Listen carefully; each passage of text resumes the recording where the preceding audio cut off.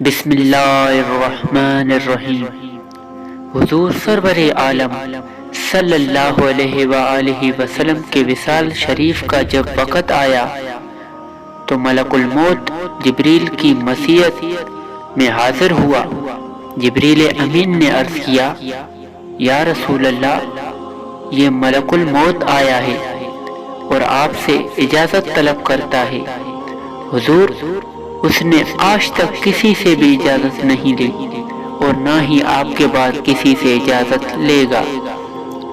حضور اگر اجازت دیں تو یہ اپنا کام کرے۔ حضور صلی اللہ علیہ وآلہ وسلم نے ارشاد فرمایا، ملک الموت کو آگے آنے دو۔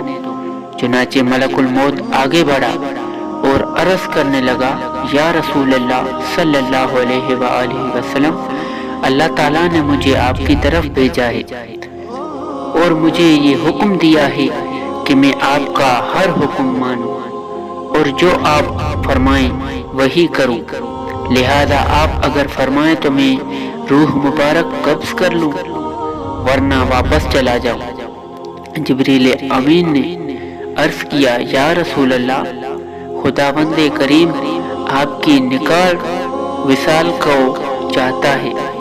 حضور صلی اللہ علیہ وآلہ وسلم نے فرمایا، تو اے ملک الموت، تمہیں جان لینے کی اجازت ہے۔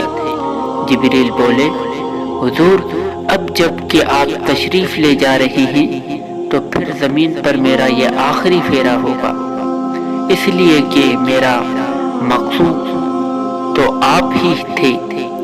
اس کے بعد ملک الموت روح قبض کرتا ہے اور ہمارے نبی صلی اللہ علیہ وآلہ وسلم کی شان اتنی بڑی ہے کہ وہ ملک الموت جس نے کبھی کسی بڑے سے بڑے بادشاہ سے بھی اجازت نہیں لی، وہ ہمارے نبی حضرت محمد صلی اللہ علیہ وآلہ وسلم کی خدمت میں حاضر ہو کر پہلے اجازت طلب کرتا ہے اور یوں کہتا ہے کہ اگر آپ فرمائیں تو جان نکالوں ورنہ واپس چلا جاؤں۔